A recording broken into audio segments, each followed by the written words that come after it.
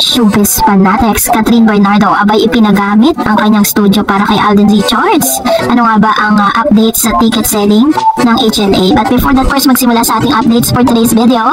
Nais ko po muna magpasalamat sa lahat ng mga legit viewers, subscribers, ng lahat ng mga legit na nagmamahal at sumusubaybay sa lahat ng ating mga updates. Maraming salamat po sa inyong panonood. At ngayong araw, pag-usapan natin to dahil ito na isa sa mga tagumpay ng HLA movie, no? Dahil lumabas na po yung total tally kung magkano po yung inabot sa unang araw kung saan nagbenta po ng tickets. Sabi po dito sa mall ng SM Cinemas, they got 75 total numbers of cinemas. A number of tickets sold is 1,587. Pre-sales is 579,465. So umabot na po ng almost 800,000 ticket sales in just 2 days.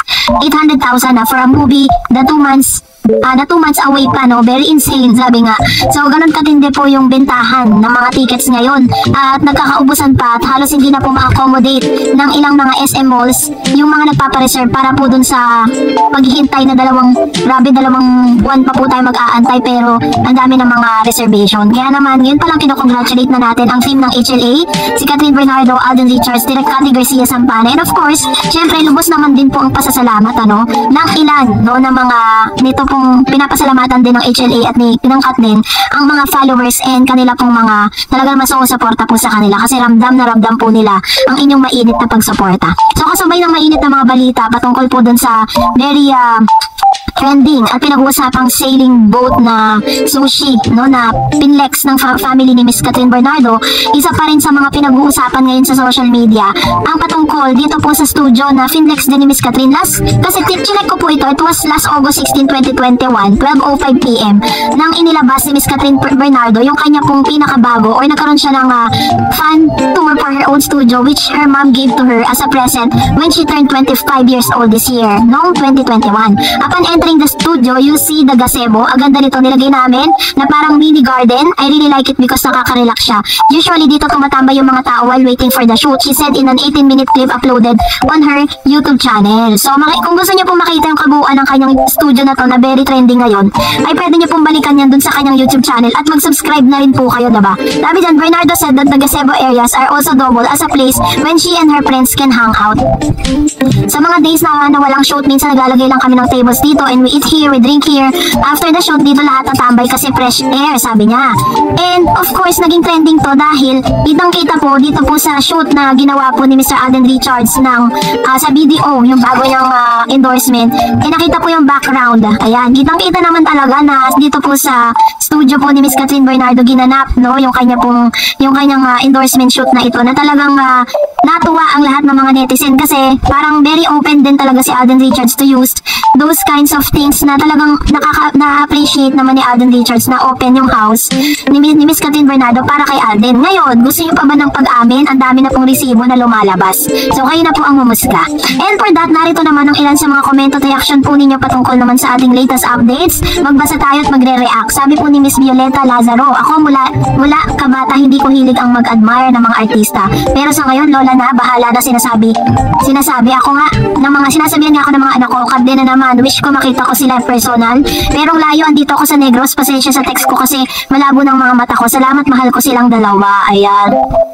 Sana makaabot po ito, no, kay Miss Catherine at Mr. Alden Richards para just in case magkaroon sila ng kanila pong kanilang parang show dyan sa Negros kung meron ng pagkakataon na sila ay mag-promote ng kanilang movie ay makita ni Ma'am si Violeta Lazaro, diba? So ipaabot natin yan sa admin ng Kat din. Sabi ni Ma'am si Elena Galgo, ngayon anong masasabi ng Julia and Josh ang movie nila Kat and Alden na hindi pa nag-uumpisa, HLA sold out na tapos pinagmamalaki ninyo noon na natamunan sila Kat din sa Unhappy For You.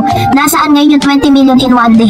Kaya mahirap talaga magsalita ng tapos eh. Actually, ang pinaka-besting dito is that yung pinaka-idea na bumabalik na yung sigla at yung mga moviegoers, bumabalik na yung Philippine cinemas, di ba, na dating parang hindi na pinipili ng mga Pinoy dahil sa pandemic. Sabi na Ma'am si Virgie, thanks again Ma'am Dars sa daily updates mo sa Kadin. Huwag ka magsasawa Ma'am Dars.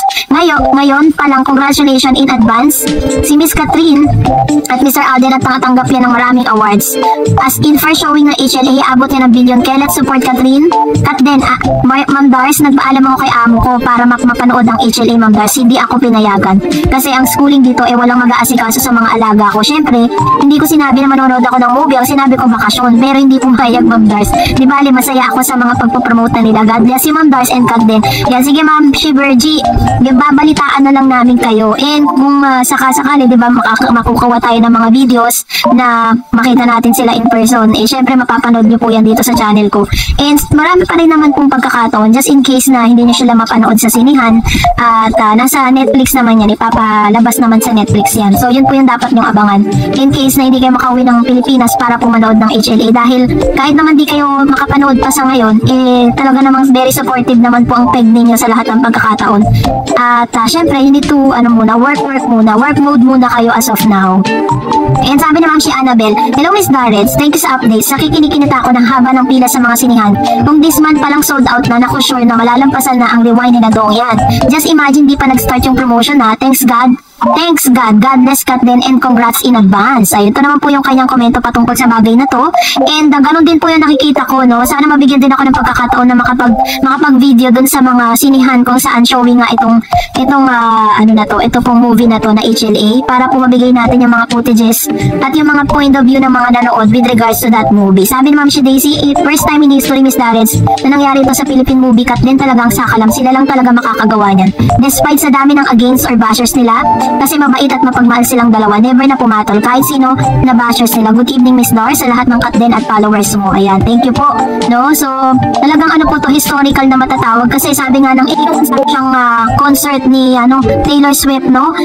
Sabi po doon, kapag po mga sikat like yung mga Korean singers, 2 months prior to that concert ay may reservation na. Ganon din ang ginawa ng HLA, diba? Sabi ni Ma'am Raquel, grabe, buti na lang kami nakakuha na ng ticket ngayon pa lang. Congratulations na Alden Richards and Catherine Bernardo. Hashtag Team Hello Love again. God bless us all. Ayan. So ako po wala pa po ako nakukuha kasi ang hirap po pumasok sa website kapag po magpapareserve ka. At gusto ko sana kung makakakuha sana ako dun kung saan doon sila. Para at least makikita din natin sila, may interview at makakuhanan din natin ng mga footages. And sabi ni Ma'am Marites, mabuti na lang, may room na dito sa amin sa Negros Occidental. May black screening. Congrats Kat din. God bless Miss Darrets. Ayan. Salamat Ma'am Marites. Pero sa inyo pong komento patungkol sa bagay na to. So talagang meron na rin, no, sa iba't ibang mga provinces, nag-open na rin sila for black screening. And marami po talagang mga Kat din followers and Kat din na admin ang nag-conduct na po ng black screening sa iba't ibang lugar ng Pilipinas. Sabi ni Ma'am Shebelia Manalang, sigurado gagayahin niya ng next nang gagawa ng movie. Yung magbenta agad ng ticket, Kat din lang sa kalam. Wow, exciting naman. We will definitely watch HLA. Thanks Miss Darrets for the update. God bless you, Kat din. Take care. Sabi naman po ni Ma'am Ginelle Travel. So actually may mga gumagawa niyan, kaso pag failed po yung result, hindi nila isinasa publiko kasi syempre naman nakakahiya, diba? Pero dahil ito HLA na to, isa lang nakita nila yung yung suporta at yung naging positive result ng pagbibigay nila ng reservation, diba? Pag-open nila to reserve yung tickets, talagang inilabas ng SM yan. At this is definitely one of the historical things happen. Sabi ni Ma'am Coco Channel, hello pretty face Darrets, how are you doing? I hope you are keeping safe, well and happy. Very happy to hear that HLA tickets are sold out. Thankful to all fans and followers of Kat din. You are included and we will be part in the historic of this great couple in their movie HLA that will soon to become a blockbuster film. They are so popular. Couple even here overseas do offer followers a richer more than ever. Yes, also true here overseas. If there's a concert, you have booked for tickets like Taylor Swift. Ayan. So, ganun nga yung proseso eh. Kaya sinasabi po ng ilang mga netizen na parang ang Kat din nasa international level, diba? Actually, parang hindi ko rin to narinig sa mga previous na mga movie eh, diba? Parang yung Hello Love Goodbye, nagkaroon din naman ng mga black screenings. Pero hindi ko po narinig na parang nagkaroon ng advance na bebenta ng tickets, no? You look for tickets like Taylor Swift concert 2 months before you watch the show. Kat and Alden are truly awesome and inspiring couple with a beautiful mixed kindness and classy style that makes them a perfect match. Thank you for being helpful and very supportive to Kat din. You are doing great job. God bless you and all Kat din supporters. Take care, Darrets. Ayan. Thank you so much, Ma'am Coco Channel, sa inyo pong napakagandang komento, no? Very positive lang. Gusto ko yung mga gandong comment na positibo lang. Yung walang halong bashing, yung walang halong diba? Kasi, baga marami ng bashers ang Kat din eh. And let's spread positivity and i-delete na natin yung mga toxicity sa social media. This time is, this is gonna be an early celebration for Kat Den's team. Diba? Nakita natin yung 100% support coming from those people na talagang sumusuporta ng totoo sa kanila. Sabi ni Ma'am Shi Emerita, congratulations Kat Den, ang lakas ng Kat Den, mainggit kayong lahat mga bashers, love. Can't wait, so excited na kailan dito sa amin, Guam. Thanks for update and God bless everyone. Actually Ma'am Shi, para po mas makita nyo, pwede po kayong mag-check sa website. Meron po yan, Hello Love Again, Cinemas here in Guam. Ayun, makikita nyo po yan. Kasi meron din po yan eh.